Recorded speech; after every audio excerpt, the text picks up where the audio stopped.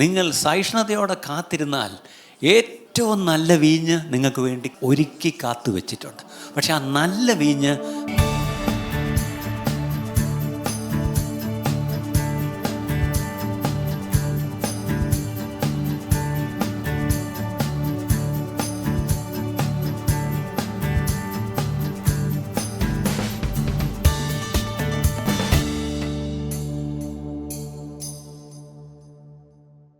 ഒരു വാക്യം നമുക്ക് വായിക്കാം.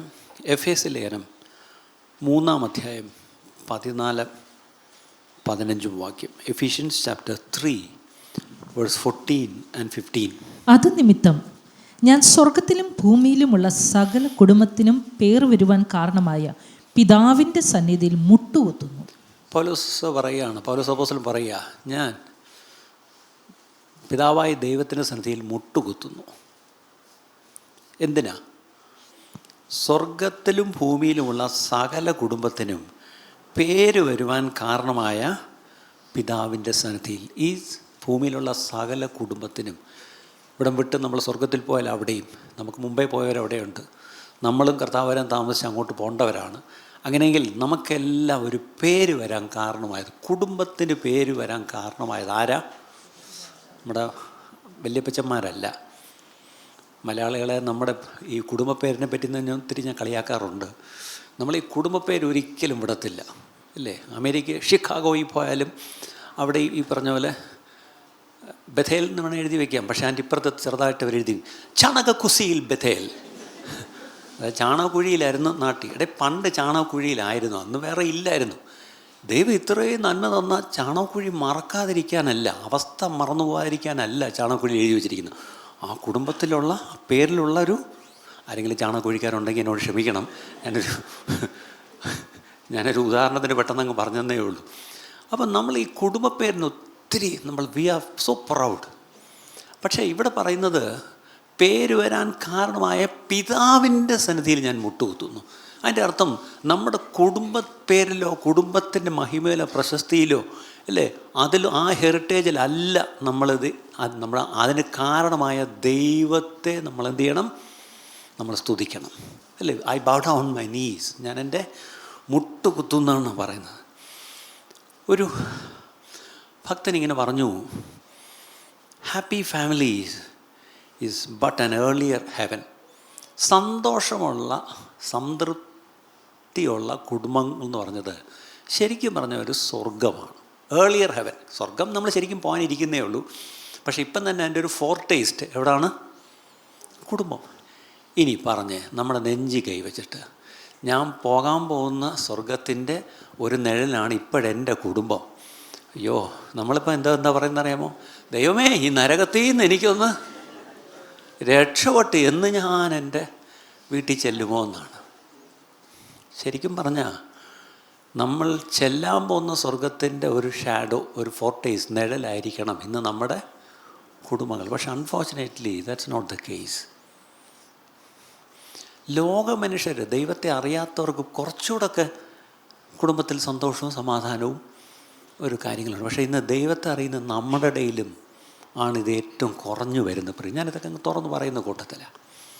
ഈ ദിവസങ്ങൾ നമുക്കൊരു മാനസാന്തരം, ഒരു മടങ്ങി വരവും നമുക്ക് വേണം പ്രിയപ്പെട്ടവരെ. യോഹന്നാൻ്റെ സുവിശേഷം 2-ാം അധ്യായത്തിലേക്ക് വരുമ്പം ആ കഥ നമുക്ക് എല്ലാവർക്കും അറിയാം.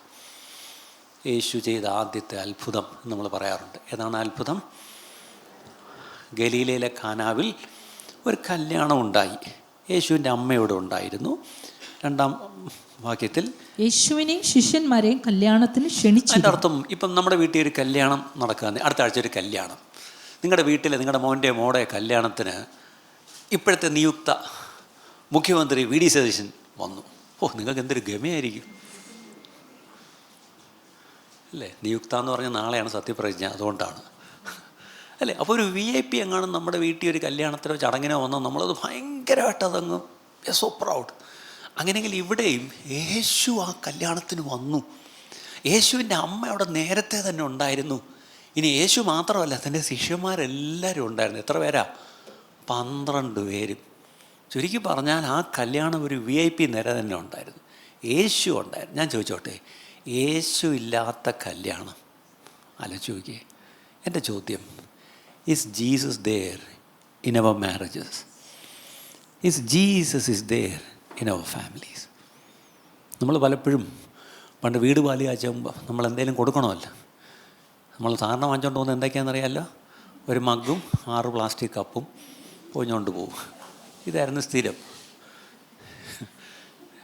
പിന്നെ ഈ പറഞ്ഞ സോ കോൾഡ് വിശ്വാസികളായ നമ്മൾ നേരെ വിടും, ELSൽ പോവും. എന്നിട്ട് അവിടെ ഒരു വോൾ ടെക്സ്റ്റ് മേടിക്കും. എന്നിട്ട് അത് കൊണ്ട് കൊടുക്കും. എന്താണ്? Christ is the head of this house. ക്രിസ്തു ഈ വീടിൻ്റെ നായകൻ. അടുത്തത് the unseen guest at every meal. ആദ്യത്തെ വരി പറഞ്ഞു ഹെഡ് എന്ന്, രണ്ടാമത്തെ വരി പറയുന്നു ഗസ്റ്റ്. ഇപ്പം ഞാൻ എൻ്റെ വീടിൻ്റെ ഹെഡാണെങ്കിൽ ഗസ്റ്റും കൂടെ ആവുമോ? നിങ്ങൾ ഞങ്ങളുടെ വീട്ടിൽ വന്നാൽ നിങ്ങൾ ഗസ്റ്റ്, ഞാൻ എൻ്റെ വീടിൻ്റെ എങ്കിലും ഹെഡാണ് അല്ലേ? അടുത്തത് മൂന്നാമത്തതാണ് ഭീകരം. എന്താണെന്നറിയാമോ? ദി അൺസീൻ അല്ല, the silent listener to every. ഞങ്ങൾ പലതും ഇവിടെ സംസാരിക്കും, മിണ്ടാതെ വായും പൂട്ടി കേട്ടോണം. നിങ്ങൾ ഭർത്താക്കന്മാർ എന്നെ നോക്കി ചിരിക്കുന്നു. ഒന്ന് പറഞ്ഞു കൊടുക്കും ബ്രദറെ, നമ്മൾ പിന്നെ വഴക്ക് വേണ്ടെന്ന് പറഞ്ഞ് മിണ്ടുന്നില്ല എന്നല്ലേ. അപ്പോൾ നമ്മൾ കർത്താവിനെ തന്നെ ഹെഡെന്ന് എഴുതി വെച്ചിട്ട് അടുത്ത 2-3 വരികൾ നേരെ വിപരീതം എഴുതിയിരിക്കുന്നത്. ഹെഡാണ് ഗസ്റ്റ് പോലും, ഗസ്റ്റാണ് സൈലൻറ്റ് ലിസണർ. എല്ലാം കേൾക്കുന്നു എന്നല്ല, മിണ്ടാതെ കേട്ടുകൊണ്ടിരുന്നതാണ്. ഒരക്ഷരം ഒരു അഭിപ്രായം പോലും മിണ്ടരുത്. പല കുടുംബത്തിലെ പുരുഷന്മാരുടെ അവസ്ഥ ഇത് തന്നെ അല്ലേ? എന്നെഴുതി വയ്ക്കുന്നതിന് സമമാണ്. If he's the head, he should be the head. അതിനൊരു സംശയം വേണ്ട. അപ്പം നമ്മൾ ആ എഴുതി വയ്ക്കുന്നില്ലെന്ന് ഒരു കഥ. ഇപ്പം യേശു ഹെഡിൻ്റെ വിഷയമല്ല ഇവിടെ പറഞ്ഞത്. ഇന്ന് യേശുവിനെ ക്ഷണിച്ചിരുന്നു, 2 യേശുവിൻ്റെ ശിഷ്യന്മാരെയും ക്ഷണിച്ചിരുന്നു. ഞാൻ പറയാൻ വരുന്നൊരു point, if you don't invite Jesus in to your family, he will not come. എപ്പോഴും ഓർക്കണം, കർത്താവായ യേശു ക്രിസ്തുവിനെ നമ്മൾ എന്ത് ചെയ്യണം? സ്വീകരിക്കണം, ക്ഷണിക്കണം. Invite him. നമ്മുടെ ജീവിതത്തിലേക്ക് നമ്മളൊരിക്കൽ കർത്താവായ യേശു ക്രിസ്തുവിനെ സ്വന്തം രക്ഷിതാവും കർത്താവുമായി നമ്മൾ ക്ഷണിച്ച് സ്വീകരിച്ചത് കൊണ്ടാണ് കർത്താവ് നമ്മുടെ ഉള്ളിൽ വന്നതും നമ്മുടെ പാപങ്ങൾ ക്ഷമിച്ചതും ഇന്ന് ഈ പറഞ്ഞ പോലെ നമ്മളെ ദൈവമക്കളാക്കി തീർത്തതും. ആലോചിച്ച് നോക്കിയേ. അങ്ങനെയാണെങ്കിൽ ഞങ്ങളെ കേൾക്കുന്ന ആരെങ്കിലും, ഓൺലൈനിൽ കേൾക്കുന്നവരായാലും ശരി, കർത്താവായ യേശു ക്രിസ്തുവിനെ നിങ്ങളുടെ ജീവിതത്തിലേക്ക്, നിങ്ങളുടെ കുടുംബത്തിലേക്ക് ക്ഷണിച്ചിട്ടില്ല എങ്കിൽ ഇന്ന് അതിനുള്ളൊരു നല്ല അവസരമാണ്. എന്താണ് അവസരം? കർത്താവായ യേശുവേ, എൻ്റെ ജീവിതത്തിലേക്ക് അങ്ങ് കടന്നു വരണമേ. കർത്താവായ യേശുവേ, ഞങ്ങളുടെ കുടുംബത്തിലേക്ക് അങ്ങ് കടന്നു വരണമേ എന്നൊരു പ്രാർത്ഥന നിങ്ങൾ പ്രാർത്ഥിക്കുമെങ്കിൽ തീർച്ചയായിട്ടും കർത്താവായ യേശു ക്രിസ്തു, he is a gentleman. Without invitation he will never come. ഈ ക്ഷണിക്കപ്പെടാതെ വരുന്നൊരു അതിഥിയുണ്ട്. അതാരാണെന്നറിയാമോ? അവനെ പ്രത്യേകിച്ച് ക്ഷണിക്കേണ്ട ആവശ്യമില്ല. നാണമില്ലാത്തവനാണ്, ഇടിച്ച് കയറി വരും. നമ്മൾ പറയാറില്ല, ഒരു മുറി കയറുമ്പോൾ നമ്മൾ നോക്ക് ചെയ്തിട്ടേ കയറാവും. ഈ മര്യാദയൊന്നും ഇല്ലാത്തൊരു പാർട്ടിയാണ് പിശാച്. നമ്മൾ ആ പാർട്ടിയെ കയറ്റി വെച്ചിട്ടുണ്ട്, അത് വേറെ കാര്യം. പക്ഷേ ക്ഷണിക്കേണ്ടുന്നവനെ പലപ്പോഴും നമ്മൾ ക്ഷണിച്ച് അദ്ദേഹത്തെ ഇരുത്തേണ്ടടുത്ത് നമ്മൾ ഇരുത്തണം. നമ്മുടെ ജീവിതത്തിൻ്റെ ആ സിംഹാസനത്തിൽ, നമ്മുടെ ഹൃദയത്തിൻ്റെ ആ സിംഹാസനത്തിൽ കർത്താവിനെ നമ്മൾ പ്രതിഷ്ഠിക്കണം. അപ്പം യേശുവിനെ നമ്മൾ ക്ഷണിക്കണം. ക്ഷണിച്ചെങ്കിലേ യേശു വരത്തുള്ളൂ. 2, യേശു മാത്രം പോരാ. ഇന്ന് ഒത്തിരി പേര്, ഞാൻ ചില ക്രിസ്ത്യാനികളോട് അടുക്കുമ്പോൾ, ചില വിശ്വാസികളോട് അടുക്കുമ്പം അവർക്ക് കർത്താവുമായിട്ടൊരു ബന്ധമുണ്ട്, പക്ഷേ അവർക്ക് ആരുമായിട്ട് ബന്ധമില്ല? തൻ്റെ ശിഷ്യന്മാരുമായിട്ട് ബന്ധമില്ല. അപ്പം നിങ്ങൾ ചോദിക്കുക, ആരാ ഈ ശിഷ്യന്മാർ? അതാണ് ദൈവസഭ അല്ലേ? ഇന്ന് ഒത്തിരി പേര് പറയുന്നത്, ഞങ്ങൾക്ക് കർത്താവുണ്ട്, എൻ്റെ എല്ലാ വിഷയത്തിലും ഞാൻ അപ്പോഴും എൻ്റെ വീട്ടിൽ ചെന്നാൽ ഞാൻ മുട്ടുമുടക്കി കർത്താവിനോട് പറയും, എനിക്ക് എൻ്റെ കർത്താവേ ഉള്ളു ബ്രദറെ. പിന്നെ ആരാ ഉള്ളത്? സാമ്പാസ്റ്റർ വേണേ വന്നോ, വേറെ ആരും വരണ്ട. അങ്ങനെ കുറച്ച് പേരുമുണ്ട്. സഭയിലുള്ള മറ്റ് അംഗങ്ങളുമായിട്ടോ മറ്റ് കുടുംബങ്ങളായിട്ടോ വലിയ ബന്ധമാവില്ല. അത് ഈ കോവിഡാണ് അവർ കാരണമായിട്ട് പറയുന്നത്. അതിനൊരു കാരണം പറയുന്നത്, മക്കൾ കോവിഡ് സമയത്ത് പറഞ്ഞു ഒറ്റ ഒരുത്തിനെയും വീട്ടിൽ കയറ്റി പോരുത്, കാരണം വെല്ലും വീണ് ചടഞ്ഞു വീണ് ചത്തുപോയപ്പോൾ ഞങ്ങളെല്ലാം കൂടെ ഓടി വരണം. അതുകൊണ്ട് കുറച്ചാളും കൂടെ അവിടെ ജീവിച്ചിരിക്കണം. ഞങ്ങൾ ക്യാമറയൊക്കെ വെച്ചിട്ടുണ്ട്. അതുകൊണ്ട് ആരെയും വീട്ടിൽ കയറ്റരുത്. അവിടെ ക്ലസ്റ്ററും വേണ്ട, ഒന്നും വേണ്ട. അവസാനം പിന്നെ എപ്പോഴാണ് ആളിനെ കയറ്റുന്നതെന്നറിയാം? പക്ഷേ അവസാനം ഒരാൾക്ക് ക്ഷണം വരും. അദ്ദേഹം ഇവിടെ ഇരിപ്പുണ്ട്. അദ്ദേഹത്തിന് കാറിനകത്തൊരു പെട്ടിയുണ്ട്. ആ പെട്ടിക്കകത്ത് ഒരു കത്രികയുണ്ട്, ഇവിടെ കെട്ടുന്ന തുണിയുണ്ട്, പിന്നെ അത്യാവശ്യം ഉടുപ്പിക്കാനും രാത്രി പോയി മുണ്ട് മടിക്കാനും ഷർട്ട് മടിക്കാനും ഒരു വെള്ള ഉടുപ്പും വെള്ളമുണ്ടും പുതയ്ക്കുന്ന ഷീറ്റും അടി വിരിക്കുന്ന ഷീറ്റും ഒരു നല്ല പൊതിഞ്ഞ് പുള്ളി കാറി വെച്ചിട്ടുണ്ട്. ആരാന്ന് ഇത് കഴിഞ്ഞിട്ട് എന്നോടൊന്ന് ചോദിച്ചാൽ പറഞ്ഞുതരാം. അദ്ദേഹം മരണദൂതനൊന്നുമല്ല, മരണാനന്തര ക്രിയകൾ ചെയ്യുന്ന,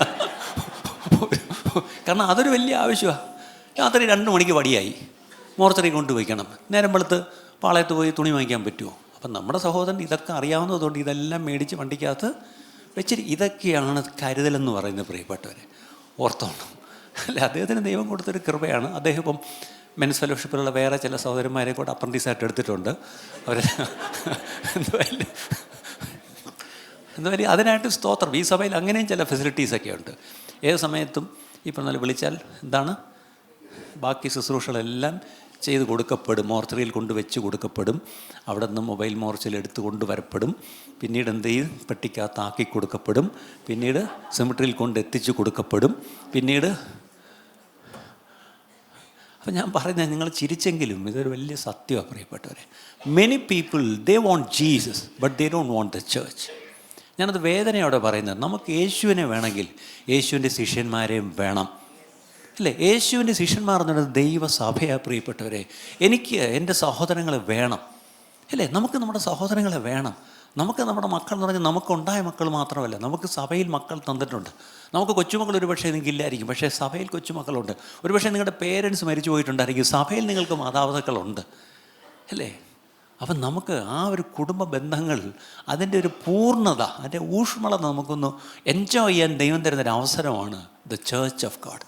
അപ്പോൾ യേശുവിനെ ക്ഷണിച്ചിരുന്നു. 2, യേശുവിൻ്റെ ശിഷ്യന്മാരെയും ക്ഷണിച്ചിരുന്നു. ഇനി ഞാൻ ഒരു കാര്യം കൂടെ പറയാം. സഭയെ നിങ്ങൾക്ക് വേണമെങ്കിൽ ആ സഭയെ നിങ്ങൾ ക്ഷണിക്കണം. അതിൻ്റെ അർത്ഥം you have to make a contact, you have to connect with other members of the body of Christ. സഭയെന്ന് പറഞ്ഞിട്ട് ആരും ചാടിക്കയറി നിങ്ങളുടെ വീട്ടിലൊന്നും വരത്തില്ല. ഇപ്പോഴത്തെ കാലത്ത് പറഞ്ഞാൽ ഈ ചർച്ചിൽ ഒരു വലിയ ചീത്ത സ്വഭാവമുണ്ട്, ആരും ചാടിക്കയറി നിങ്ങളുടെ വീട്ടിൽ വരത്തില്ല, അല്ലേ? അങ്ങനത്തെ ഒരു കൾച്ചർ ഇവിടെ ഉണ്ട്. അത് നല്ലതാണോ ചീത്തയാണെന്ന് എനിക്കും അറിയത്തില്ല. പക്ഷേ 30 വർഷമായിട്ട് ആ കൾച്ചർ വലിയ കുഴപ്പമില്ലായിരുന്നു. കാര്യം എനിക്കറിയാം, ഒരു ഞായറാഴ്ച ഒരു പുതിയ കുടുംബം വന്നാൽ അന്ന് വൈകിട്ട് 6 മണിക്ക് പാസ്റ്റർ ആ വീട്ടിൽ പറന്നെത്തിയിരിക്കും, അല്ലേ? പക്ഷേ അതല്ല, തീർച്ചയായിട്ടും നിങ്ങളൊന്ന് കണക്ട് ചെയ്യണം. ഓക്കെ, ഞാൻ പോകുന്ന ഈ സഭ ഇതാരാണ്, ഇവിടെ ആരൊക്കെയാണ് ഉള്ളത്, ഇവിടെ ഇടവസങ്ങൾ എന്തൊക്കെയാണ് ഉള്ളത്. എന്നോട് ചിലർ ചോദിക്കാറുണ്ട്, പാസ്റ്റർ എവിടെയാണ് താമസിക്കുന്നത്? ഞാൻ പറഞ്ഞ് ഇന്നടുത്ത്, ഞങ്ങളങ്ങോട്ടൊന്ന് വരട്ടെ. ഓക്കെ, അവർ വരും. എന്നിട്ട് അവർ സഭയെപ്പറ്റി ചോദിച്ച് മനസ്സിലാക്കും, വിശ്വാസ പ്രമാണങ്ങൾ ചോദിച്ച് മനസ്സിലാക്കും, ചില കാര്യങ്ങളിലുള്ള സഭയുടെ നിലപാടെന്താ എന്നോട് ചോദിക്കാറുണ്ട് ചിലർ. എന്നിട്ടൊക്കെ അവർ ചർച്ചയിൽ വരത്തുള്ളൂ. ബോധമുള്ളവരൊക്കെ അങ്ങനെ കേട്ടോ, ചുമ്മാ ചാടിക്കറി ചർച്ചയിൽ വരത്തൊന്നുമില്ല. എന്നോട് പലരും വന്ന് ഇൻ്റർവ്യൂ നടത്താറുണ്ട്.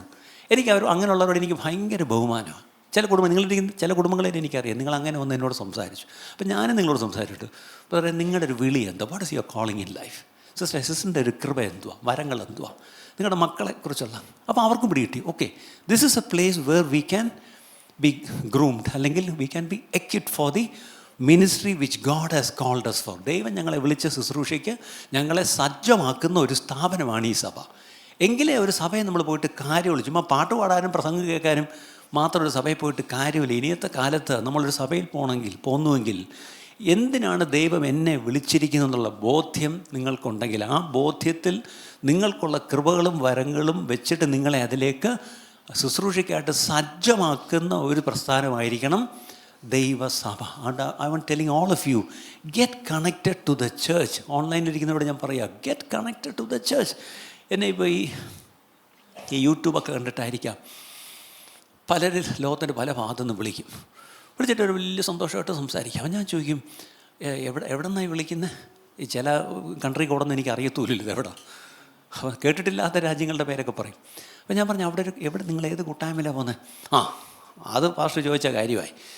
ഞാൻ ഒരു കൂട്ടായ്മയിലും പോകത്തില്ല. എന്താ? എല്ലാം കള്ളന്മാരാണ്. എളുപ്പമുണ്ടല്ലോ, എന്താ ചോദിച്ചാലും എല്ലാം കള്ളന്മാരാണ്. എന്നിട്ട് പറയും, ഞാൻ ഈ നാട്ടിൽ വന്നപ്പോൾ ആദ്യം പോയി ബ്രദറെ, പിന്നെ അതിൻ്റെ കുറേ ചരിത്രം. ഞാൻ ഇന്നടുത്ത് പോയി, അവിടെ എനിക്കൊരു അടി കിട്ടി, അവിടെ നിന്ന് ഞാൻ ഇറങ്ങി, പിന്നെ ഇന്നടുത്ത് പോയി, അവിടെ ചെന്നപ്പോൾ അവിടെ ഒരു അടി കിട്ടി, പിന്നെ മൂന്നാറിടത്ത് പോയി, അവിടെ നിന്ന് കിട്ടി, പിന്നെ ഞാനൊരു തീരുമാനം എടുത്ത്. എന്താണ്?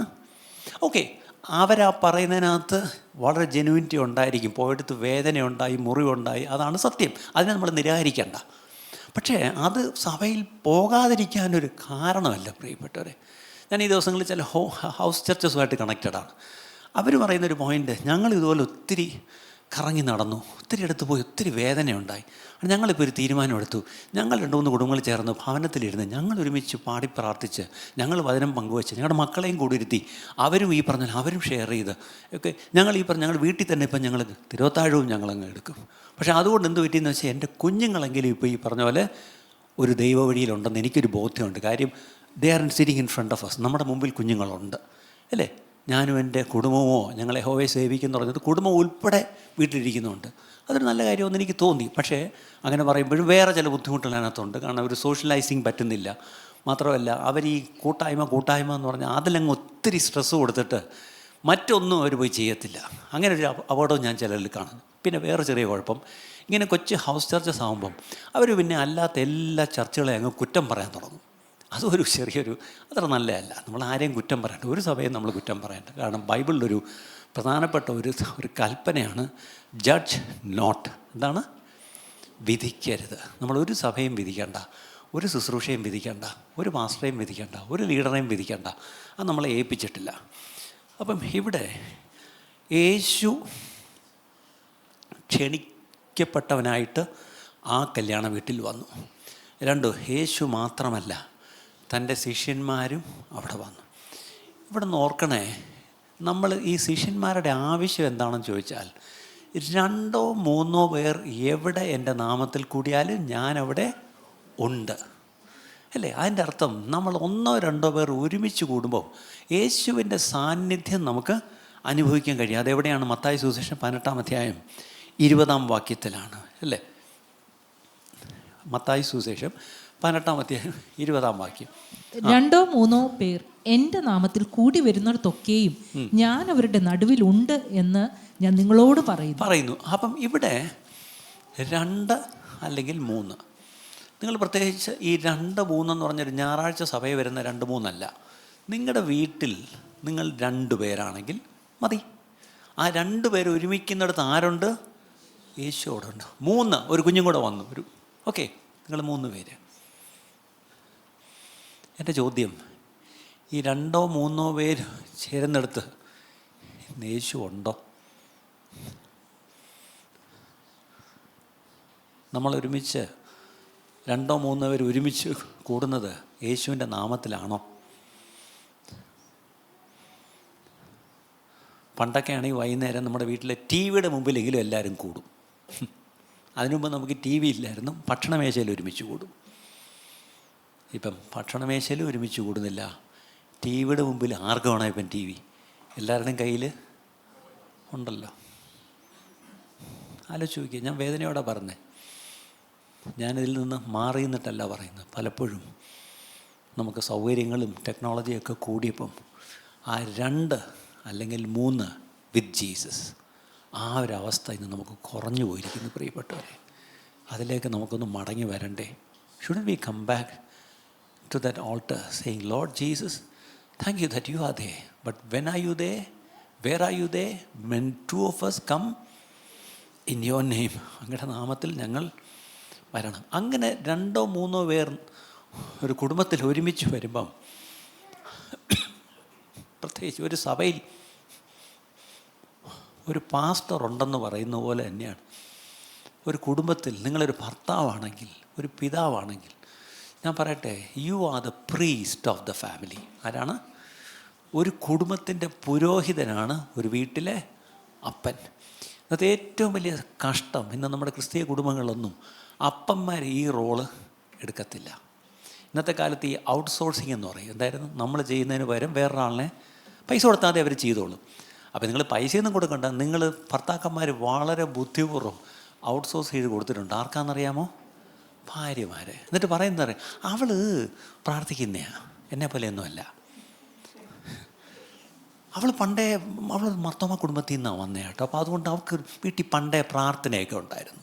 എൻ്റെ വീട്ടിൽ എൻ്റെ അപ്പൻ കള്ളുടിയനായിരുന്നു. അവളൊന്നുമില്ല, അവളുടെ വല്യമ്മച്ചി ഭയങ്കര പ്രാർത്ഥനയായിരുന്നു. ഇതൊക്കെ എന്തിനാണ് പറയുന്നതെന്നറിയാമോ? ഔട്ട്സോഴ്സ് ചെയ്യാനാ. എന്നെ കൊണ്ട് ഉത്തരവാദിത്വം എടുക്കാൻ പറ്റത്തില്ല. അതുകൊണ്ട് പ്രാർത്ഥിക്കുന്ന എൻ്റെ ഭാര്യയെ അങ്ങ് ഏൽപ്പിക്കും. അങ്ങനെ ഔട്ട്സോഴ്സ് ചെയ്ത എല്ലാ ഭർത്താക്കന്മാരും ഉണ്ടെങ്കിൽ നിങ്ങളോടുള്ള ദൂതാണ് എന്താണ്? You as the head of the family, you are the priest of the family. കുടുംബത്തിൻ്റെ പുരോഹിതൻ ആരാണ്? അല്ലേ? ഓർക്കണം, യു ആർ ദ പ്രീസ്റ്റ്. പണ്ട് ഈ നമ്മൾ കുടുംബങ്ങളിൽ വൈകുന്നേരം ഒരുമിച്ച് ഈ പറഞ്ഞ അത്താഴത്തിന് മുമ്പോ ശേഷമോ ഒക്കെ ഒരുമിച്ച് കൂടിയിരുന്നൊരു പരിപാടി ഉണ്ടായിരുന്നു. അതെന്തൊക്കെയായിരുന്നു? നമ്മളതിന് പറയും കുടുംബ പ്രാർത്ഥനയെന്ന്. പക്ഷേ ആ കുടുംബ പ്രാർത്ഥനയിൽ നടക്കുന്ന ഒരു പ്രധാനപ്പെട്ടൊരു കാര്യം ഇന്ന് വർഷങ്ങളായി അത് നടക്കുന്നില്ല. എനിക്കിപ്പോഴും ഓർമ്മയുണ്ട്, ഞാൻ സ്കൂളിൽ പഠിക്കുന്ന കാലത്ത്, പലർക്കും ആ കഥ അറിയാം, 4ാം ക്ലാസ്സിൽ വെച്ച് ഈ സെൻറ്റ് മേരീസ് സ്കൂളിൽ പഠിക്കുമ്പോൾ ഞാനൊരു പെണ്ണിൻ്റെ ഉച്ചിയിൽ ഒരു പെൻസിൽ വെച്ച് ഒന്ന് വരട്ടാൻ വേണ്ടി ഇങ്ങനെ കാണിച്ചതാണ്. പക്ഷെ അവളെ പെട്ടെന്ന് ടാക്സി പിടിച്ച് മെഡിക്കൽ കോളേജിൽ കൊണ്ടുപോയി തയ്യലൊക്കെ ഇട്ട് കൊണ്ടുവന്ന് എൻ്റെ വിരട്ട് അല്പം കൂടിപ്പോയെന്ന് തോന്നുന്നു. അപ്പം ഇത് ഇന്നത്തെ കാലത്ത് വീട്ടിൽ വിളിച്ച് പറയാൻ അന്ന് മൊബൈലില്ല, വീട്ടിൽ ഫോണുമില്ല. സൂക്ഷം പോലെ ഞാൻ എന്നും ഉച്ചയ്ക്ക് ചോറ് കൊണ്ടുപോകാതെ പട്ടിണിക്കാൻ പോകുന്നത്. അന്നുണ്ടാ എങ്ങാണ്ട് അരി കിട്ടി ചോറും വെച്ച് ഒരു പാത്രത്തിൽ വെച്ച് ചോറും കറിയായിട്ട് എൻ്റെ അമ്മ ഉണ്ടാ സൂക്ഷം പോലെ വരുന്നത്. എന്നെ പിടിച്ച് ക്ലാസ്സിൻ്റെ വെളി നിർത്തിയിരിക്കുക. അപ്പോഴാണ് എൻ്റെ അമ്മ വരുന്നത്. ഉടനെ അന്ന് ഈ സെൻറ്റ് മേരീസിലെ 4ാം ക്ലാസ് വരെ കന്യാസ്ത്രീ ഒരു മദറാണ് പ്രിൻസിപ്പൾ. ഉടനെ മദർ നോക്കിയപ്പോൾ എൻ്റെ അമ്മ വരും. ഈ വന്നേ മോൻ്റെ ഇവരെ പോരെ. ഉടനെ ഞാനിങ്ങനെ വാതിൽക്ക് ഇങ്ങനെ നിൽക്കുക, വാതിൽ കാവൽക്കാരനായിട്ട് 4A ഫ്രണ്ടിൽ നിൽക്കുക. മമ്മി ഇങ്ങനെ നിന്നെ എന്തിനാ വിളി നിർത്തിയിരിക്കുന്നത്? ഞാനിങ്ങനെ കുനിഞ്ഞ് നിൽക്കുക. മദർ നേരെ എൻ്റെ അമ്മയെ വിളിച്ചുകൊണ്ട് ഓഫീസിലോട്ട് പോയി. ഇരിക്കുക. എന്നിട്ട് അവർ പെട്ടെന്ന് ഒരു ബുക്കെടുത്ത് കാർബണൊക്കെ വെച്ച് പേനയെടുത്ത്, അപ്പോൾ ഞാൻ എഴുതട്ടെ? മമ്മിക്ക് ഒന്നും പിടികിട്ടില്ല. എന്തുവാ? TC. എന്തിനാ? അറിഞ്ഞില്ലേ നിങ്ങളുടെ മോൻ താണ്ട് ഒരു പെണ്ണിൻ്റെ തല കുത്തി പൊട്ടിച്ച്? ഇതിനൊക്കെ നമുക്കിവിടെ പെടാൻ പറ്റും? ക്രിമിനൽസ്. ഒരു കാര്യം കയ്യോടെ വന്നത് നന്നായി, TC ആണ്ട് കൊണ്ടുപോയിക്കോ. അന്ന് എൻ്റെ അമ്മ അവിടെ ഇരുന്ന് ആ കന്യാസ്ത്രീയുടെ മുമ്പേ കരഞ്ഞു. മദറെ, ഞങ്ങൾക്ക് ഒരു മോനേ ഉള്ളൂ, ഓക്കെ, അവനെ ദയവ് ചെയ്ത് ഒരു പ്രാവശ്യം കൂടെ മാപ്പാക്കണമെന്നുണ്ട്. കരഞ്ഞത് കാരണം അവർ സത്യം പറഞ്ഞിട്ട് ആ കാർബണൊക്കെ എടുത്ത് വെച്ചു, പേന എടുത്ത് വെച്ച് അവർ എഴുതാൻ തുടങ്ങിയതാ. എന്തോ അവർക്കൊരു മനസ്സിൽ തോന്നിയിട്ട് അവർ പിന്നെ എഴുതിയില്ല. അവർ പറഞ്ഞു, ശരി, നിങ്ങൾ എൻ്റെ മുമ്പിൽ ഇരുന്ന് കരഞ്ഞത് കാരണം എനിക്ക് പാവം തോന്നുന്നു, ഈ പ്രാവശ്യത്തേക്ക് ഞങ്ങൾ വിടാം, TC കൊടുക്കുന്നില്ല. പക്ഷേ ഈ വർഷം കഴിയുന്നത് വരെ അവനെ ക്ലാസ്സിൽ കയറ്റത്തില്ല, വെളിയിൽ നിർത്തും. അങ്ങനെ 4ാം ക്ലാസ് തീരുന്നത് വരെ I was the most outstanding student of 4th standard. എങ്ങനെയെങ്കിലും അങ്ങനെ നിങ്ങൾക്ക് അല്ലാതെ പറയാൻ, നിങ്ങൾക്ക് സാക്ഷ്യം പറയാനുണ്ട്. അപ്പോൾ എനിക്കൊരു അത്ഭുതം ചെയ്തു. എന്താണ്? I was the most outstanding. അതായിരുന്നു എൻ്റെ ജീവിതത്തിലുണ്ടായ ഒരത്ഭുതം. അത് ഓർപ്പിച്ചതിന് നന്ദി ബ്രദറെ. അപ്പോൾ വീട്ടിൽ എന്നിട്ട് ഞാൻ ഉച്ചയ്ക്ക് വൈകിട്ട് സ്കൂൾ ബസ്സിലാണ് പോകുന്നത്. മമ്മി കരഞ്ഞുകൊണ്ട് അങ്ങ് പോയി. വീട്ടിൽ ചെന്നപ്പം മമ്മി പിണങ്ങി കിടക്കുന്നു, പപ്പ മിണ്ടുന്നില്ല. എൻ്റെ അങ്കിൾ ഒന്ന് വീട്ടിലുണ്ട്. വൈകുന്നേരം ആയപ്പോൾ 7 മണിക്ക് കുടുംബ പ്രാർത്ഥനയുണ്ട്. കുടുംബ പ്രാർത്ഥനയ്ക്ക് വന്നിരുന്നപ്പം എനിക്കൊരു ചെറിയൊരു ചമ്മലുണ്ട്. അവിടെ വെച്ചാണ് വിചാരണ കോടതി കൂടി. എന്നിട്ടവിടെ അന്ന് പതിവ് പോലത്തെ പാട്ടും ബൈബിൾ വായനയൊന്നുമല്ല, ഇതാണ് കേസ് വിചാരണ നടന്നു. അന്ന് കുറ്റവിചാരണയും വളരെ വിശദമായി വാദം കേൾക്കുകയും മറുവാദം കേൾക്കുകയും ഒക്കെ കഴിഞ്ഞിട്ട് അവസാനം ഈ പറഞ്ഞ പോലെ എന്നെക്കൊണ്ട് ക്ഷമ പറയിപ്പിച്ച്, ദൈവത്തോട് ക്ഷമ പറഞ്ഞ് ഞാൻ പ്രാർത്ഥിച്ച് എല്ലാം കഴിഞ്ഞ ശേഷം ആണ് അന്നത്തെ കുടുംബ പ്രാർത്ഥന. വേണ്ട 1 മണിക്കൂറിൽ കൂടുതൽ കുടുംബ പ്രാർത്ഥന എടുത്തു. അപ്പോൾ അതിൻ്റെ അർത്ഥം നമ്മുടെ വീടുകളിൽ there was a space for reconciliation. എന്താണ്? ഒരു വഴക്കുണ്ടായാൽ, ഒരു പ്രശ്നം ഉണ്ടായാൽ അത് പരിഹരിക്കപ്പെടാൻ ഒരു പ്ലാറ്റ്ഫോം ഉണ്ടായിരുന്നു. ഇന്ന് നമ്മുടെ പ്രശ്നം ഇത് പരിഹരിക്കുന്നൊരു പ്ലാറ്റ്ഫോമില്ല. പിന്നെ കൈവിട്ട് പോയാൽ പിന്നെ നമ്മൾ ഈ പറഞ്ഞ പോലെ ചെന്ന് ആരുടെങ്കിലും പാസ്റ്ററോട് പറയും, അല്ലെങ്കിൽ കൗൺസിലറോട് പറയും, അല്ലെങ്കിൽ ചെന്ന് അറ്റ കൈക്ക് കുടുംബ കോടതിയിൽ ചെന്ന് പറയും. ഇതാണ് ഇന്ന് സംഭവിക്കുന്നത്. പക്ഷേ ഇതെല്ലാം അന്നന്ന് തീർക്കാനുള്ള ഒരു പ്ലാറ്റ്ഫോം നമ്മുടെ കുടുംബങ്ങളിലുണ്ട്. ഏതാണ്? 2 or 3 പേർ എവിടെ എൻ്റെ നാമത്തിൽ കൂടിയാലും അവിടെ ഞാനുണ്ട്. അവിടെ കർത്താവ് ഉണ്ടെങ്കിൽ പിന്നെ പരിഹരിക്കാൻ കഴിയാത്ത എന്ത് വിഷയമുള്ള പ്രിയപ്പെട്ടവരെ, ഇത്രയൊക്കെ അത് മനസ്സിലായി. അങ്ങനെയെങ്കിൽ നമ്മുടെ കുടുംബങ്ങളിൽ ഇവിടെ ഹൗസ് ഓഫ് പ്രെയർ എന്ന് എഴുതി വെച്ചിരിക്കുന്നു. പക്ഷേ ഹൗസ് ഓഫ് പ്രെയർ എന്ന് പറഞ്ഞാൽ ഈ കെട്ടിടത്തിലെ ഈ ഹാളല്ല ഹൗസ് ഓഫ് പ്രെയർ. നമ്മുടെ കുടുംബങ്ങളാണ് ഹൗസ് ഓഫ് പ്രെയർ. എത്ര പേർക്ക് അത് മനസ്സിലായി? അവർ families are the temple of the Holy Spirit എന്ന് നമ്മൾ പറയും. പരിശുദ്ധാത്മാവിൻ്റെ നിവാസം, ആലയം മാത്രമല്ല, ദൈവാലയം എന്ന് പറഞ്ഞാൽ ആദ്യം എൻ്റെ ഹൃദയം, 2 എൻ്റെ കുടുംബം. അപ്പം ഈ കുടുംബത്തിൽ അല്ലെങ്കിൽ ഈ ദേവാലയത്തിൽ അവിടെയാണ് ശരിക്കും പറഞ്ഞാൽ നേരത്തെ നിങ്ങൾ പ്രസംഗം കേട്ടപ്പോൾ അറിയാം, കർത്താവിന് അനിഷ്ടമായത് എന്തെങ്കിലും, കർത്താവ് വെറുക്കുന്ന എന്തെങ്കിലും, കർത്താവ് നീക്കിക്കളയാൻ പറഞ്ഞ എന്തെങ്കിലും നമ്മൾ നമ്മുടെ ആലയത്തിൽ വെച്ചുകൊണ്ടിരുന്നാൽ എന്തു ചെയ്യും? കർത്താവ് പിന്നെ നമ്മുടെ പുതിയ ട്രോള് ഭാഷയെ പറഞ്ഞാൽ കർത്താവ് നമുക്കിട്ട് പണിയേരും അല്ലേ, പിന്നെ നമ്മൾ അനുഭവിക്കും. ഇതാണ് നമ്മുടെ കുഴപ്പം. അപ്പം ഈ ടെമ്പിൾ അല്ലേ നമ്മൾ എടുത്ത് കളയേണ്ടതിനെ, ഡിസ്കാർഡ് ചെയ്യേണ്ടത് അല്ലേ, എലിമിനേറ്റ് ചെയ്യേണ്ടതിനെ, ഈ പറഞ്ഞ പോലെ ടെർമിനേറ്റ് ചെയ്യേണ്ടത്, ഇതിനെ നമ്മളെടുത്ത് കളയുമ്പം അവിടെയാണ് നമ്മൾ 24-ാം സങ്കീർത്തനത്തിൻ്റെ 7-ാം വാക്യം, വാതിലുകളെ നിങ്ങളുടെ തലകളെ ഉയർത്തുവിൻ, വരുന്നിതാ ജയരാജൻ. നമ്മുടെ കുടുംബത്തിൻ്റെ വാതിലുകളെ നമ്മൾ തുറന്നിട്ട് ആ രാജാതി രാജനെ, ആ ജയരാജനെ, അല്ലെങ്കിൽ ആ മഹത്വത്തിൻ്റെ രാജാവിനെ നമ്മൾ എന്ത് ചെയ്യണം? സ്വീകരിക്കണം. എൻ്റെ ചോദ്യം, ഈ മഹത്വത്തിൻ്റെ രാജാവിനെ സ്വീകരിക്കത്തക്കവണ്ണം നമ്മുടെ വാതിലുകൾ തുറന്നിട്ടിട്ടുണ്ടോ? മഹത്വത്തിൻ്റെ രാജാവിന് പ്രവേശിക്കാൻ തടസ്സമായി നമ്മുടെ ജീവിതത്തിൽ എന്തെങ്കിലും ഉണ്ടോ പ്രിയപ്പെട്ടവരെ? ഉണ്ടെങ്കിൽ അത് പരിഹരിക്കണം, അത് പരിഹരിക്കണം. ദൈവത്തിൻ്റെ കുടുംബം, ഗലേഷ്യൻസ് 6:10 എന്ന് പറഞ്ഞ the house hold of God എന്നാണ് പറഞ്ഞത് അല്ലേ. അങ്ങനെയെങ്കിൽ ചർച്ച എന്ന് പറഞ്ഞത് it is A family of families. നമ്മൾ ഓരോരുത്തരും ഓരോ കുടുംബമാണെങ്കിൽ കുടുംബങ്ങൾ ഒരുമിച്ച് വരുന്ന ഒരു വലിയ കുടുംബമാണ് സഭ.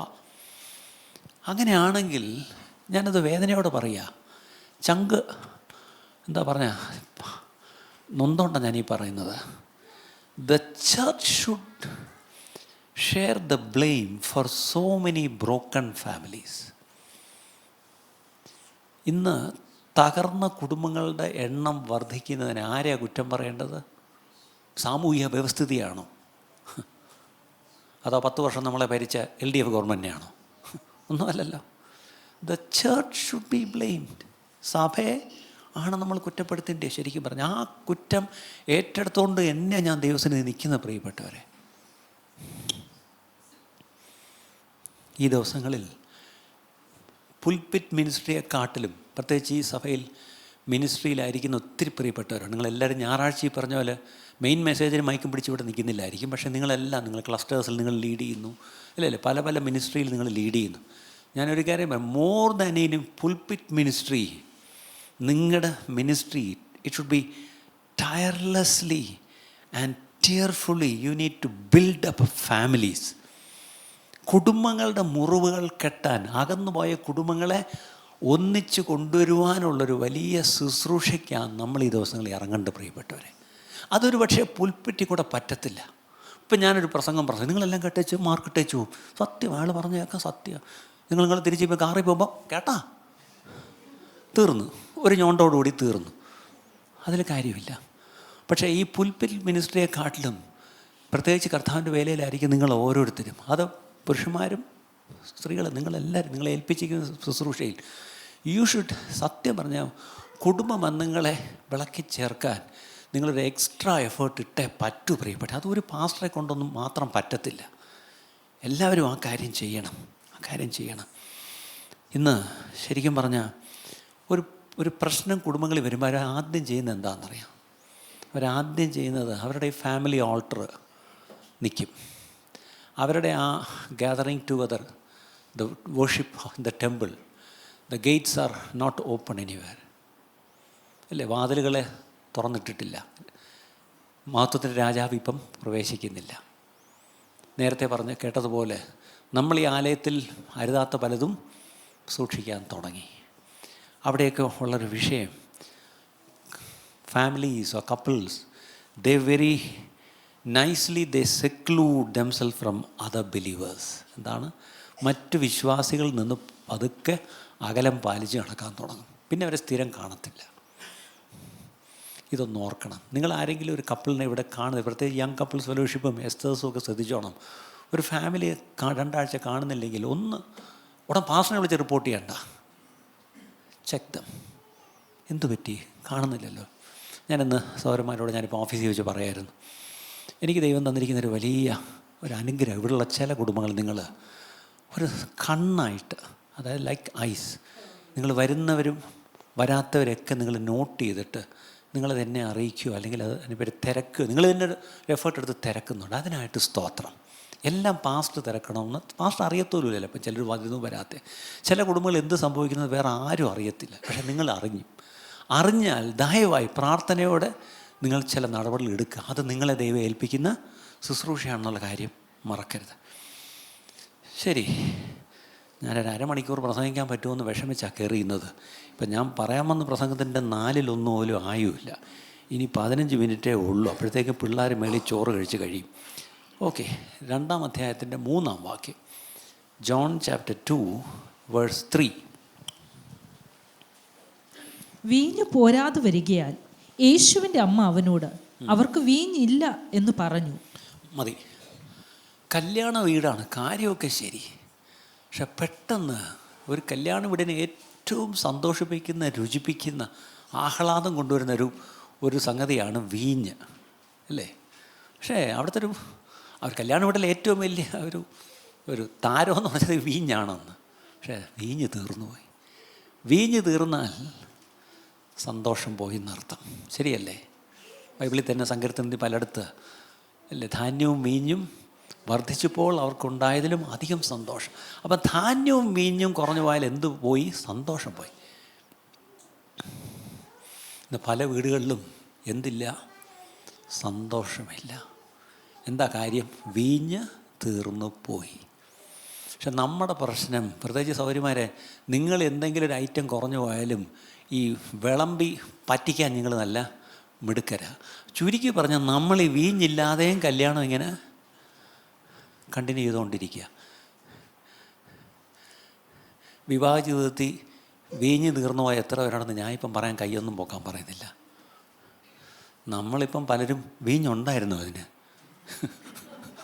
ഈ പറഞ്ഞ എന്തായിരുന്നു വീഞ്ഞ്? കല്യാണത്തിന് മറ്റേ കേക്കും വൈനും ഉണ്ടായിരുന്നു, അതാണോ പറയുന്നത്? ഞങ്ങൾ പണ്ട് കാത്തലിക്സ് ആയിരുന്നു. അപ്പം വീഞ്ഞും ചെറിയ കപ്പിൽ വൈനാണ്. അതല്ല ഇവിടെ പറയുന്നത്. സന്തോഷം.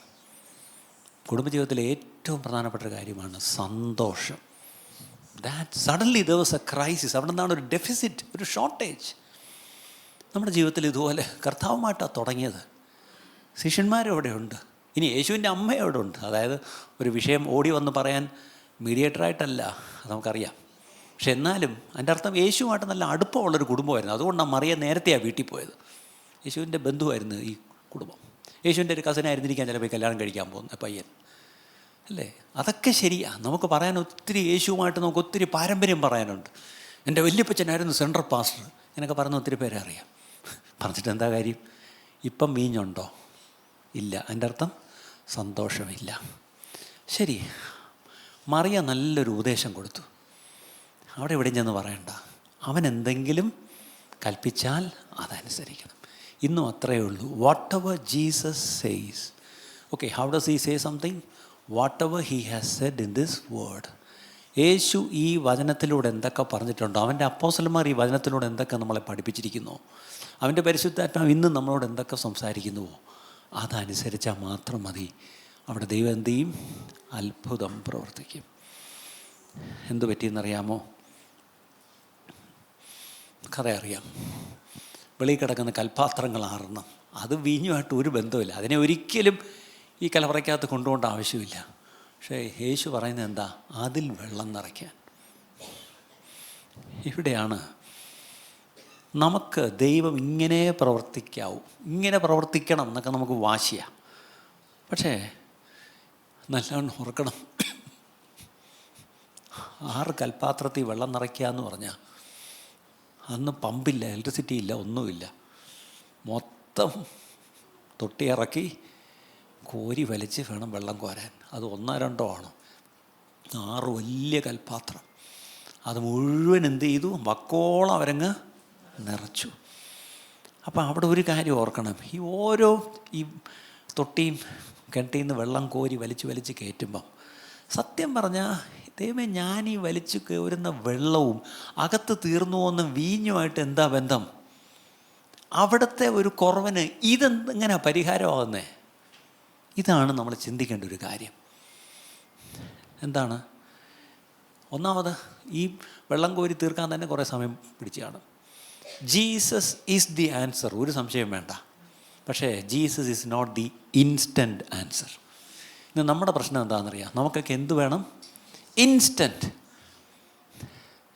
പണ്ടൊക്കെയാണെങ്കിൽ ഒരു വീട്ടിൽ ഒരാൾ വന്നാൽ കാപ്പി ഇട്ട് കൊടുക്കാൻ നിങ്ങൾ എന്ത് ചെയ്യണം? ആദ്യം പോയി പശുവിനെ കറക്കണം.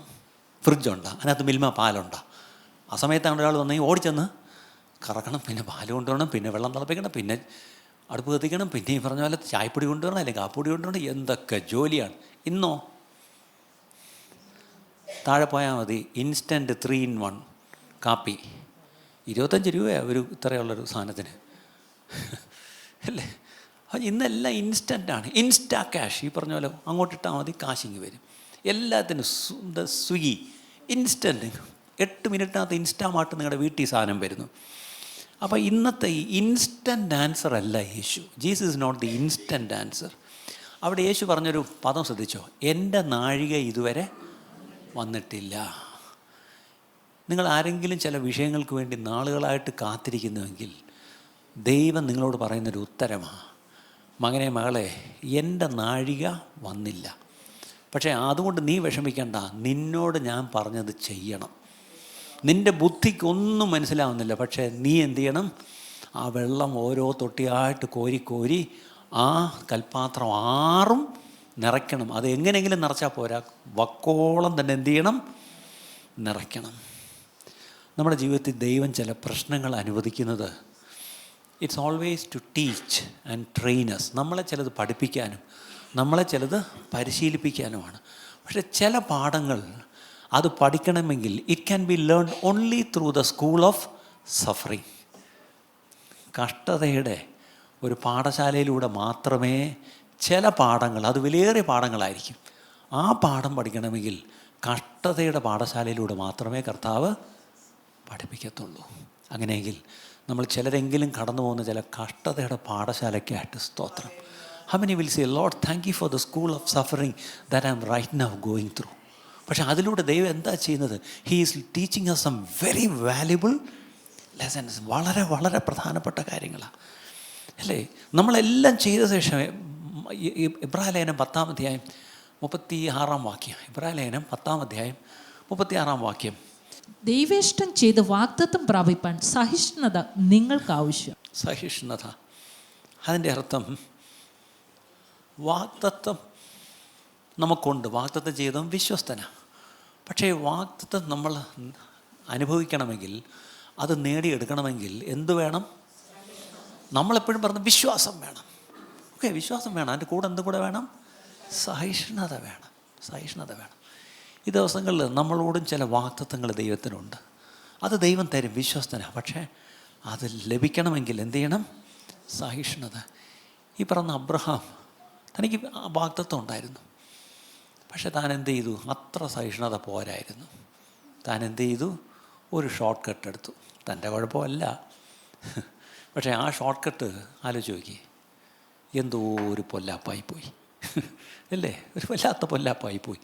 നമ്മുടെ ജീവിതത്തിലും ചില ഷോർട്ട് കട്ട്സ് എടുത്തതിൻ്റെ ചില പൊല്ലാപ്പുകൾ നമ്മൾ അനുഭവിച്ചേ പറ്റൂ പ്രിയപ്പെട്ടവരെ. ഒന്നും കൂടെ കാത്തിരുന്നെങ്കിൽ, ഒന്നും കൂടെ സഹിഷ്ണുതയോടെ ഇരുന്നെങ്കിൽ ദൈവം വാഗ്ദത്തം ചെയ്യുന്ന വാഗ്ദത്തത്തെ ദൈവം തരുമായിരുന്നു. He does everything beautiful in his time. അവൻ സകലവും അവൻ്റെ സമയത്ത് നന്നായി ചെയ്യുമായിരുന്നു. ഒരുപക്ഷെ നമ്മൾ പ്രാർത്ഥിച്ച വിഷയത്തിൻ്റെ ഉടനെ ഉത്തരം വന്നില്ല. പക്ഷേ ഞാൻ എപ്പോഴും പറഞ്ഞു, ഡിലേസ് ആർ നോട്ട് ഡിനായൽസ്. ഡിലേ വന്നു, പക്ഷേ അതിൻ്റെ അർത്ഥം ഇല്ല എന്നല്ല. ഡിലേ ആണ്. എന്ന് ഞാൻ പറയട്ടെ, കുടുംബങ്ങളിൽ കാര്യങ്ങൾ മുന്നോട്ട് പോകുന്നില്ല, നിങ്ങൾ ഉദ്ദേശിക്കുന്ന പോലെ കാര്യങ്ങൾ പോകുന്നില്ല. ഒന്ന് പറഞ്ഞ് രണ്ട്, നിങ്ങളെ ഇളക്കാൻ ഇഷ്ടം പോലെ ആൾക്കാരും കാണും.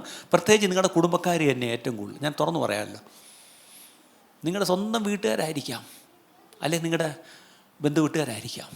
ഇനി ചിലപ്പോൾ നിങ്ങളുടെ ഇപ്പോഴത്തെ പുതിയ തലമുറ കുടുംബത്തിലൊരു പ്രശ്നം വന്നാൽ ഓട്ടനെ കളീഗ്സ് എന്താ പറഞ്ഞു കൊടുക്കുന്നവരെ, കളഞ്ഞിട്ട് പോവച്ചേ, അവനെ പോകാൻ പറ, അവനെ അവളെ വിട്ടേര്.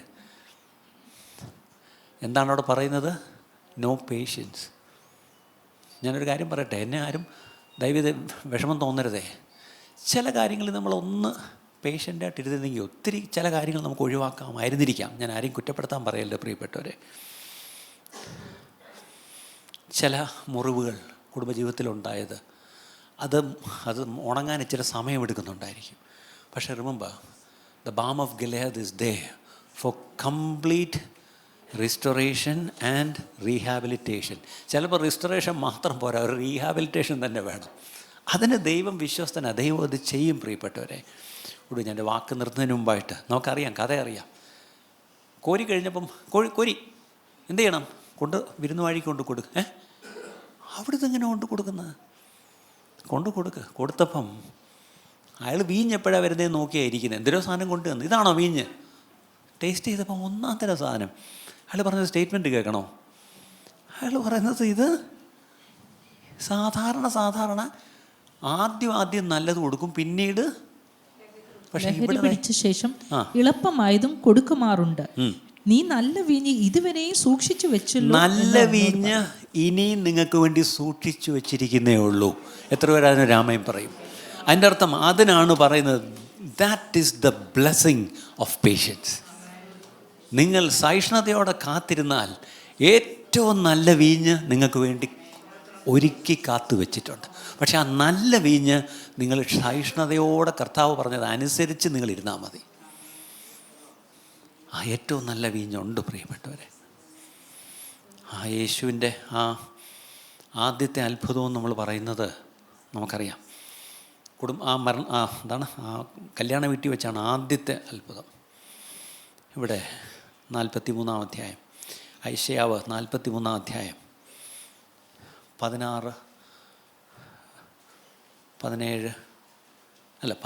അധ്യായം, ഐശയ 43:18. നിങ്ങൾ ഓർക്കേണ്ട, പണ്ടുള്ളവയെ നിരൂപിക്കുകയും വേണ്ട. ഇന്ന് ഞാൻ എൻ്റെ വാക്ക് നിർത്തുന്നതിന് മുമ്പ് ഇതെൻ്റെ ദൈവത്തിൻ്റെ ആത്മാവ് വ്യക്തമായിട്ട് തമിഴിൽ എപ്പിടി ചൊല്ലിരിക്കുക, മുമ്പുള്ളവയെ യശയാവ് 43 തമിഴ് ബൈബിളുള്ള ആരും ഇല്ലേ ഇന്ന്? സാധാരണ എവിടെ പോയി നമ്മൾ ആൾക്കാരിൽ എங்கே പോയിരിക്കാങ്ക? ഓക്കെ, ഇംഗ്ലീഷിലായിരുന്നെങ്കിൽ കുറേ പേരുണ്ടായിരുന്നേനെ. മുമ്പുള്ളവയെ നിങ്ങൾ ഓർക്കണ്ട, പണ്ടുള്ളവയെ നിരൂപിക്കുകയും വേണ്ട. മുന്തിനதை നീ നിനയ്ക്ക വേണ്ട, പൂർവമാനதை ചിന്തിക്ക വേണ്ട. അടുത്തത് 19-ാം വാക്യം, ഇതാ ഞാൻ പുതിയതൊന്ന് ചെയ്യുന്നു. പഴയത് പറഞ്ഞുകൊണ്ടിരിക്കണ്ട, പഴയ ചരിത്രം ഇനി പറയണ്ട, അത് കഴിഞ്ഞു. That's history, that's gone. അത് കഴിഞ്ഞു. സോഫ്റ്റ്വെയർ അപ്ഡേറ്റ് ചെയ്ത് കഴിഞ്ഞ് ഇനി പഴയ സാധനം ഇട്ടാൽ കയറത്തില്ല, അത് പോയി. വന്നോ? മുന്തിനവൈകളെ നിനയ്ക്ക വേണ്ടാം, പൂർവമാനதை ചിന്തിക്ക വേണ്ടാം.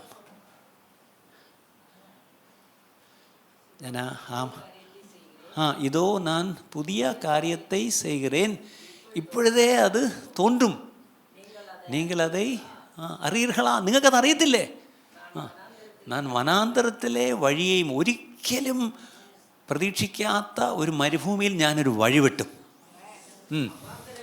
അവാന്തര വെളിയിലെ ആറുകളെയും ഉണ്ടാക്കുവേൻ. മതി, ഇതാ ഞാൻ പുതിയതൊന്ന് ചെയ്യുന്നു.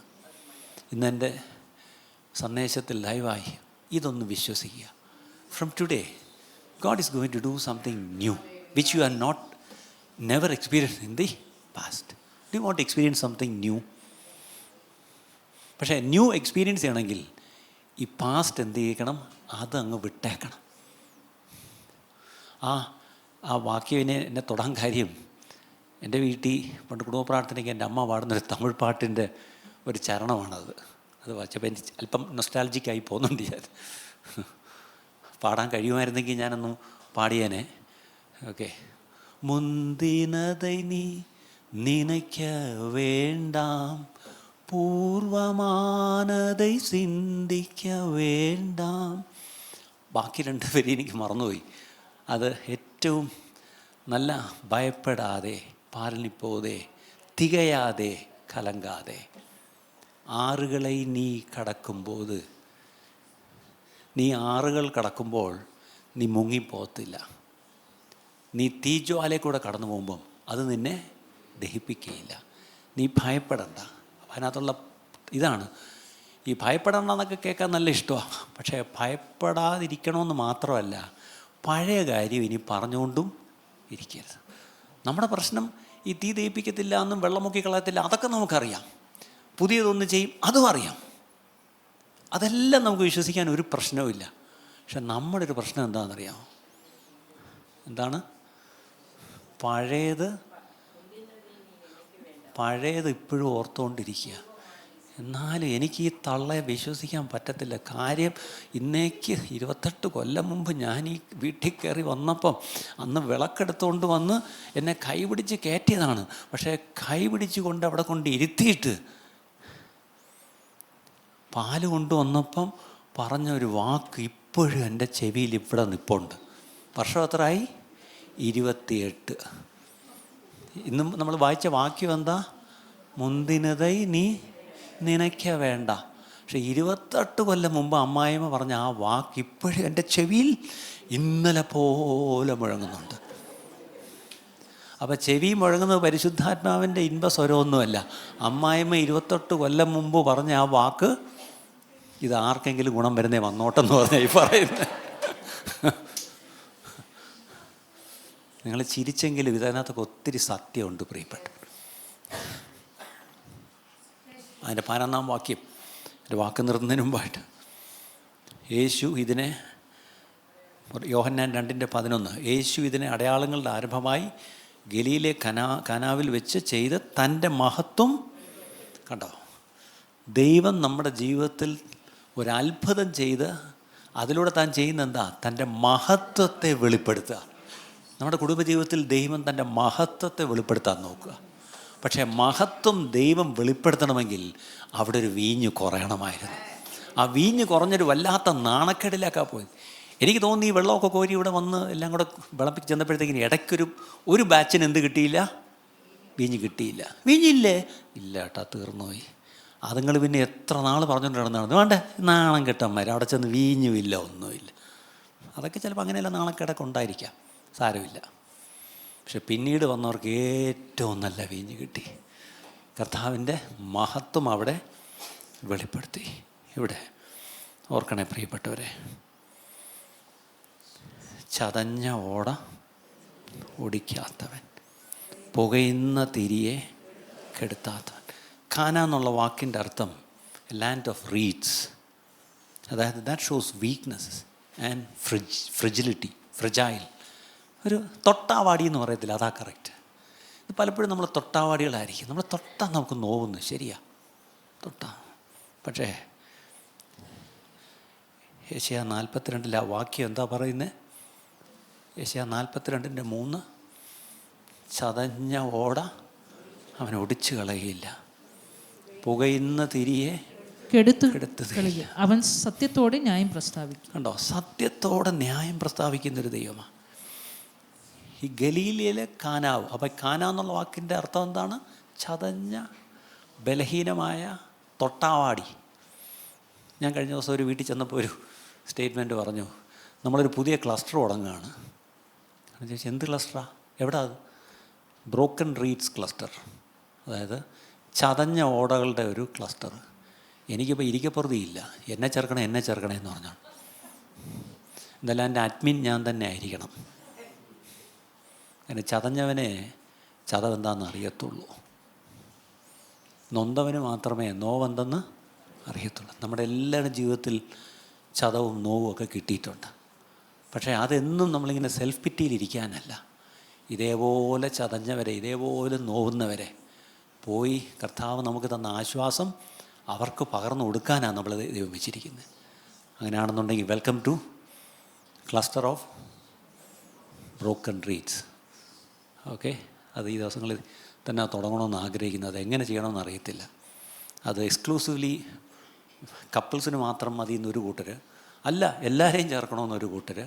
അങ്ങനെയാണെങ്കിൽ പല ബ്രോക്കൺ റീഡ്സ് വേണ്ടി വരും. എന്തായാലും കൊള്ളാം, നിങ്ങളത് പ്രാർത്ഥിക്കുക. ഗലീലെ കനാവ് എന്ന് പറയുമ്പം യോഹന്നാൻ 7:52 അവിടെ ഈ ഗലീലയ്ക്ക് നല്ലൊരു പേരുണ്ട്. എന്താണ്? അവർ അവനോട്, നീയും ഗലീലക്കാരനോ? പരിശോധിച്ച് നോക്കുക, ഗലീലയിൽ നിന്ന് പ്രവാചകൻ എഴുന്നേൽക്കുന്നില്ലല്ലോ എന്നുത്തരം പറഞ്ഞു. അതിൻ്റെ അർത്ഥം ഗലീലയിൽ നിന്നും ഒരു പ്രവാചകൻ എഴുന്നേൽക്കുന്നൊന്നും എഴുതിയിട്ടില്ലല്ലോ. പിന്നെന്താ നീ ഇപ്പോൾ എവിടെ നിന്ന് വന്നു? എൻ്റെ അർത്ഥം നമ്മളെ അംഗീകരിക്കാത്ത ഒരു കുടുംബത്തിലായിരിക്കും നമ്മളായിരിക്കുന്നത്. നമ്മളെ അംഗീകരിക്കാത്തൊരു സമൂഹത്തിലായിരിക്കും നമ്മളായിരിക്കുന്നത്. ഡിസ്പൈസ്ഡ്. ഒരു പ്രവാചകനും സ്വന്തം നാട്ടിൽ വിലയില്ലാന്നൊരു വാക്യമാണ്. അതുപോലെ ഒരു പക്ഷേ നിങ്ങൾ ചെന്ന് കയറിയ കുടുംബത്തിൽ ഒരു വിലയും നിങ്ങൾക്കില്ലായിരിക്കും. സാരമില്ല. ആ ഗലീലയിലെ ആ ചതഞ്ഞ അല്ലേ ആ ഓട, അവിടെ തന്നെയാണ് ദൈവം ആദ്യത്തെ അത്ഭുതം ചെയ്ത് തൻ്റെ മഹത്വത്തെ വെളിപ്പെടുത്തിയത്. പ്രിയപ്പെട്ടവരെ, അങ്ങനെ കണ്ണടച്ചാട്ടെ എല്ലാവരും ഒരു നിമിഷം. കർത്താവ്, എൻ്റെ ജീവിതത്തിലും ഞാൻ കടന്നു പോകുന്ന അവസ്ഥകളിലും കർത്താവേ, അങ്ങേക്ക് എന്നെക്കുറിച്ചൊരു പദ്ധതിയുണ്ട്. ആ പദ്ധതി നിറവേറാനായി എന്നെ സമ്പൂർണ്ണമായി ഞാൻ ഏൽപ്പിച്ചു പ്രാർത്ഥിക്കുന്നു. ചതഞ്ഞ ഓട ഒടിക്കാത്ത ദൈവം,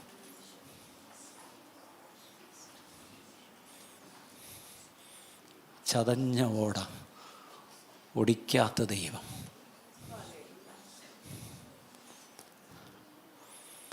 ഒടിക്കുകില്ല അവനേറ്റം ചതഞ്ഞതാം ഓട, കെടുക്കില്ല അവൻ പുക വമിക്കിലും, നടത്തും താൻ വിധി എന്നുവരെ ജയം ലഭിക്കും വരെയും അവൻ തളരാതെ ഭൂവിൽ സ്ഥാപിക്കും. എന്ത്? ന്യായം സ്ഥാപിക്കും. നമ്മുടെ ജീവിതത്തിൽ ചിലപ്പോൾ നീതി നടപ്പാക്കി കിട്ടണമെന്നില്ല. ചിലപ്പോൾ നമുക്ക് ഈ ന്യായം ആരും നമ്മളോട് പറഞ്ഞു കാണത്തില്ല. പക്ഷേ ദൈവസന്നിധിയിലേക്ക് അതങ്ങ് വിട്ടേക്കുക, ദൈവത്തിന് വിട്ടേക്കുക. അവൻ നീതിയുള്ള ന്യായാധിപതിയാണെങ്കിൽ അവൻ വിധി നടത്തും. അത് ജയം ലഭിക്കുന്ന നാൾ വരെയും അവൻ ന്യായം സ്ഥാപിക്കും എന്നുവരെയാണ്. ഭൂമിയിൽ അവൻ ന്യായം സ്ഥാപിക്കും. അത് വിശ്വസിക്കുന്ന എത്ര പേരാണ്? അങ്ങനെയെങ്കിൽ എൻ്റെ ജീവിതത്തിൽ കർത്താവേ, എനിക്ക് നീതി കിട്ടിയിട്ടില്ല, എൻ്റെ ന്യായം ആരും ഇന്നുവരെ എന്നോട് ചോദിച്ചിട്ടില്ല എന്ന് സങ്കടം പറയുന്ന ആരെങ്കിലുമൊക്കെ ഇവിടെ ഉണ്ടാവും. നിങ്ങളുടെ ന്യായവും നീതിയും ഒരു മനുഷ്യനും തരത്തില്ല, പക്ഷെ എൻ്റെ ദൈവം തരും. അതൊന്ന് വിശ്വസിച്ച് I want all of you to believe that Lord, you are a righteous judge and you alone can judge righteously. അവിടുന്ന് സമയം വരുമ്പോൾ നേരോടെ വിധിക്കുമെന്ന് പറഞ്ഞ ആ വിധി എൻ്റെ ജീവിതത്തിൽ അവിടുന്ന് വിധിക്കണമേ എന്നൊന്ന് പ്രാർത്ഥിച്ചാട്ട്. അങ്ങനെ പ്രാർത്ഥിക്കുന്ന എത്ര പേരുണ്ട്? നിങ്ങൾ ദൈവസ്ഥലിൽ എഴുന്നേറ്റ് നടന്ന് ഒരുമിച്ച് പ്രാർത്ഥിക്കാം. നിങ്ങളെ ഓൺലൈനിൽ കേൾക്കുന്നവരും കർത്താവ്, ഇന്ന് കേട്ട വചനത്തിന് മുമ്പാകെ ഞാനിനി പഴയ കാര്യം ഞാനിനി ഓർക്കുന്നില്ല. എനിക്ക് പഴയ ചരിത്രം ഒന്നും ഇനി പറയണ്ട. അതിൻ്റെ പേരിലുള്ള ഒരു സെൽഫ് പിറ്റി എനിക്ക് വേണ്ട, ഒരു സ്വയസാധാവും എനിക്ക് വേണ്ട. ഇന്ന് മുതലൊരു പുതിയ കാര്യം എൻ്റെ ജീവിതത്തിൽ അങ്ങ് തുടങ്ങുന്നതിനായിട്ട് സ്തോത്രം. ഭർത്താക്കന്മാരെ, അപ്പന്മാരെ, നിങ്ങളുടെ ഉത്തരവാദിത്വം ദയവായി നിങ്ങൾ ഏറ്റെടുക്കുക. നിങ്ങളുടെ ഉത്തരവാദിത്വം വലുതാണ്. U are the priest of your family. നിങ്ങളുടെ കുടുംബത്തിൻ്റെ കുടുംബനാഥൻ മാത്രമല്ല, ഹെഡ് ഓഫ് ദ ഫാമിലി മാത്രമല്ല നിങ്ങൾ. U are the priest of the family. നിങ്ങൾ കുടുംബത്തിൻ്റെ പുരോഹിതനാണ്. പുരോഹിതൻ്റെ ജോലി മനുഷ്യർക്ക് വേണ്ടി ദൈവസന്നിധിയിൽ ചെല്ലുന്നതാണ് പുരോഹിതൻ. അതേസമയം you are the prophet of the family. ദൈവത്തിൽ നിന്ന് കേട്ട് ജനങ്ങൾക്ക് പറഞ്ഞു കൊടുക്കുന്നവനാണ് പ്രവാചകൻ. അങ്ങനെയെങ്കിൽ നിങ്ങൾ ദൈവത്തിൽ നിന്ന് കേട്ട് നിങ്ങളുടെ കുടുംബത്തിന് പറഞ്ഞു കൊടുക്കണം. നിങ്ങൾ ഈ പറഞ്ഞ പോലെ നിങ്ങളുടെ കുടുംബത്തിന് വേണ്ടി നിരന്തരം ദൈവസന്നിധിയിൽ പോകണം. യോബ് തൻ്റെ കുടുംബത്തിൽ തൻ്റെ മക്കൾക്കും കുടുംബങ്ങൾക്കും വേണ്ടി എപ്പോഴും ദൈവസന്നിധിയിൽ പോയി യാഗം കഴിക്കുന്ന സ്വഭാവം യോബിനുണ്ടായിരുന്നു. അങ്ങനെയെങ്കിൽ നിങ്ങളുടെ മക്കൾക്ക് വേണ്ടി നിങ്ങൾ ദൈവസന്നിധിയിൽ പോയി യാഗം കഴിക്കുന്നവരായി തീരണം പ്രിയപ്പെട്ടവരെ. അതിനാണ് ദൈവം നമ്മളെ സഹായിക്കട്ടെ. കർത്താവെ, കേൾപ്പിച്ച വചനത്തിനായിട്ട് സ്തോത്രം. വചനം ഞങ്ങളെ ധൈര്യപ്പെടുത്തുക മാത്രമല്ല, ഞങ്ങളെ വിശ്വാസത്തിൽ വർദ്ധിപ്പിച്ച് സഹിഷ്ണുതയോടെ ഞങ്ങളുടെ ജീവിതങ്ങളിൽ, ഞങ്ങളുടെ കുടുംബങ്ങളിലെല്ലാം അങ്ങയുടെ പ്രവൃത്തി കാണുവാൻ ഞങ്ങൾ ഓരോരുത്തരെയും ഞങ്ങൾ പേരുപേരായി കുടുംബമായി ഞങ്ങൾ സമർപ്പിച്ച് പ്രാർത്ഥിക്കുന്നു. പ്രാർത്ഥന കേട്ടിരിക്കാൻ സ്തോത്രം. യേശു ക്രിസ്തുവിൻ്റെ നാമത്തിൽ തന്നെ. ഇന്നത്തെ ഈ സന്ദേശം നിങ്ങൾക്ക് അനുഗ്രഹമായി തീർന്നു എന്ന് ഞങ്ങൾ ആത്മാർത്ഥമായി വിശ്വസിക്കുന്നു. ഇതുപോലെയുള്ള അനുഗ്രഹിക്കപ്പെട്ട സന്ദേശങ്ങൾ തുടർന്നും കേൾക്കുവാൻ ദയവായി ഞങ്ങളുടെ ഈ ചാനൽ നിങ്ങൾ സബ്സ്ക്രൈബ് ചെയ്യുക. ഈ ചാനൽ സബ്സ്ക്രൈബ് ചെയ്യുന്നതിലൂടെ ഇതുപോലെയുള്ള അനുഗ്രഹീതമായ സന്ദേശങ്ങൾ, ബൈബിൾ പഠനങ്ങൾ, നിങ്ങളെ പ്രചോദിപ്പിക്കുന്ന, ഉത്സാഹിപ്പിക്കുന്ന സാക്ഷ്യങ്ങൾ എന്നിവ കേൾക്കുവാൻ നിങ്ങൾക്കിടയായിത്തീരും. അതിലൂടെ നമ്മുടെ രക്ഷിതാവും കർത്താവും വീണ്ടെടുപ്പുകാരനുമായ യേശു കർത്താവുമായിട്ടുള്ള ദൃഢമായ ബന്ധത്തിൽ വളരുവാൻ അത് കാരണമായി തീരട്ടെ എന്ന് ഞങ്ങൾ പ്രാർത്ഥിക്കുന്നു. മറക്കാതെ ഇപ്പോൾ തന്നെ സബ്സ്ക്രൈബ് ചെയ്യൂ. ദൈവം നിങ്ങളെ അനുഗ്രഹിക്കുമാറാകട്ടെ.